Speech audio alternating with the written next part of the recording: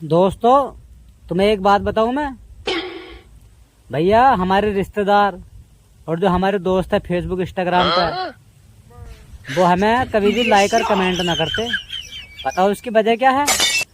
वजह उनकी यो है कि कभी इनके एक लाइक कमेंट से मैं स्टार बन जाऊं। और भैया वीडियो भी ना देखते हुए, इसी वजह से ही वहम है उनके अंदर यो।